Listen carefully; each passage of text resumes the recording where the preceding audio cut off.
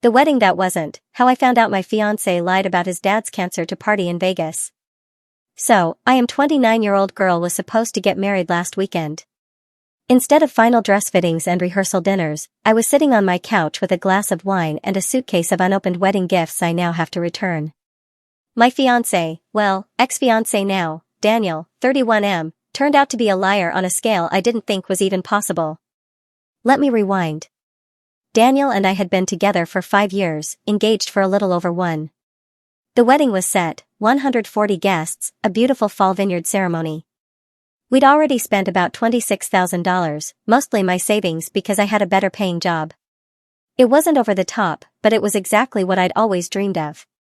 2 weeks ago, on a random Wednesday morning, I got a call from Daniel. He was crying so hard I could barely understand him. Finally, he choked out. "Babe, it's my dad. He's really sick. The doctors found something during his checkup. They think it's cancer." My stomach dropped. His dad, Michael, is 58, active, funny, the kind of guy who brings extra burgers to a barbecue because you never know who's hungry. I loved him. Daniel said, "I can't ask him to sit through a wedding right now. I can't even think about celebrating while he might be dying. We need to postpone." What was I supposed to say? Of course, I agreed. Family first. Wedding later. We'd figure it out. The next few days were chaos. I was calling vendors, canceling or postponing. Lost thousands in deposits. Daniel was staying with his dad and barely responding to texts. When he did, it was vague, "He's resting at the hospital. Too weak for visitors." I even sent flowers to Michael's house. Daniel texted, "He appreciates it." I was devastated but tried to focus on supporting him. Then came Sunday night. I was scrolling Instagram when I saw it. My friend's boyfriend had posted a story from a club in Vegas. Bottle service, sparklers, dancers. And there, in the background, clear as day, Daniel. Shirt half unbuttoned, holding a giant bottle of champagne, grinning ear to ear. I froze. My first thought, this has to be old. Except the timestamp said 7 hours ago. I went full FBI mode. Checked the club's tagged photos. Daniel again, in multiple posts. Checked his brother's girlfriend's profile. Oh look, she was posting nonstop from Vegas all week. Pool parties, poker tables, VIP lounges. Guess who else was there? Michael. The man who was supposedly on his deathbed. Smiling, tan, surrounded by showgirls in one pic. I knew it was him. He was wearing the same dumb Hawaiian shirt he always bragged about being his lucky one. My hands were shaking. I screenshot everything. Every single post. Then I checked Daniel's social media. His last post was a black square with the caption, "Family first. Wedding postponed. Please keep my dad in your prayers." Hundreds of comments, "So sorry, bro. Stay strong. Asterisk sending love. Asterisk." I sat there for an hour, just processing. Then I did something I will never regret. I made a group chat. Added Daniel, his mom, his brother, his cousins, my parents, our wedding party, about 20 mutual friends. Attached every screenshot. Captioned it. "So glad Michael is feeling well enough for bottle service in Vegas. Truly a miracle recovery." Then I turned my phone off and poured another glass of wine. When I turned my phone on the next morning, it nearly exploded. 60 plus missed calls. Hundreds of texts. Daniel's mom left a voicemail sobbing, "Please tell me this isn't true. Please."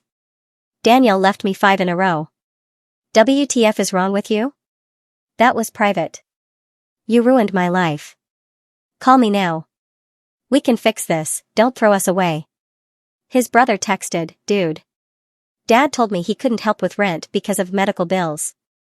He's literally in a cabana right now." By noon, I got a call from his cousin, who I've always liked. She said, "Girl.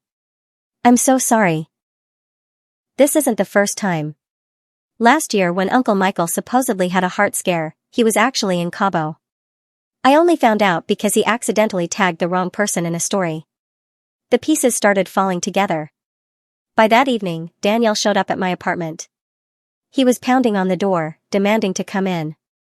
Against my better judgment, I opened it but blocked the doorway. He looked wrecked, red eyes, messy hair. "How could you do this to me?" he demanded. "How could you fake your dad having cancer to go to Vegas?" I shot back. He stammered, "It's complicated. You don't understand. Dad needed this trip. He's been stressed since the divorce. He has anxiety, okay? Vegas was therapeutic." I actually laughed in his face. "Therapeutic gambling?" He snapped, "You've never had anxiety, you don't get it. Dad deserved a break. I was just trying to be there for him. By canceling our wedding and lying about him dying?" His face hardened. "Well, maybe if you weren't so obsessed with a giant, expensive wedding, none of this would have mattered. You pressured me into all of it." My jaw dropped. "The vineyard? His idea. The band? His idea. The $4,000 open bar? His idea." I told him flat out, "We're done. The wedding is off permanently." He went from angry to panicked in seconds. No, you can't. We can reschedule. Spring wedding. It'll be perfect." "Daniel, you lied. Your dad lied. This is over." He started yelling about how I was ruining his life, how he'd already told everyone we were getting married, how his friends would clown on him. I shut the door in his face. He stood outside for 15 minutes yelling until my neighbor threatened to call the cops. If you thought it ended there, oh no. The next week was chaos. Daniel tried every trick in the book. 1. The guilt trip, long emails about how I'd abandoned him during his darkest time and how I should be more compassionate. 2. The financial angle. Claimed the engagement ring was a joint purchase, he pointed at it, I paid $7,000. Claimed the wedding deposits were our shared investment. Claimed my apartment was our home and he had tenant rights. He stayed maybe 3 nights a week. Lease is 100% mine. 3. The smear campaign, he texted some mutuals that I was unstable and had overreacted. His dad, meanwhile, posted a Facebook status about how mental health is just as serious as cancer and how I was toxic for exposing his private struggle. Sir, you were literally doing tequila shots in a pool. But the kicker? Daniel showed up at my office.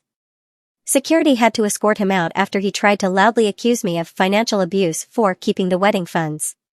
My boss gave me the rest of the day off and later HR approved me for extra PTO to deal with personal stress.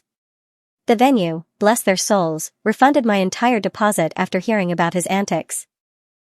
One of the coordinators even sent me a recording of Daniel calling them, screaming about how they owed him credit. Comedy gold. It's been a month since the wedding that wasn't. Here's where things stand. I filed for and got a restraining order. 2 years, no contact. Daniel's dad is being sued by his ex-wife, Daniel's mom, after finding out he lied about medical expenses to get extra alimony. Daniel lost a bunch of friends after Jenna, my ex's girlfriend who Daniel had also messaged, posted the Vegas photos with the caption, "When karma hits, it hits hard." It went semi-viral locally. His brother blocked him. His cousin texted me, "Thank you for blowing this up. You saved yourself." I got back about $9,000 total from refunds. Sold the ring, donated a chunk to an actual cancer foundation. Felt poetic. Best part? I've started seeing someone new. A guy from work who saw the whole disaster play out. He asked me out for coffee last week. First date was amazing. Do I feel bad? Not at all. They could have just been honest. Instead, they faked cancer to party in Vegas and expected me to roll along. The wedding would have been last Saturday. Instead, I was at a spa weekend with girlfriends, sipping champagne and laughing about how I almost married into the most dysfunctional family alive. And yes, I posted pics. All public. Because sometimes petty is healing. Moral of the story? Always check the dad's Instagram stories. And if someone shows you who they are, believe them.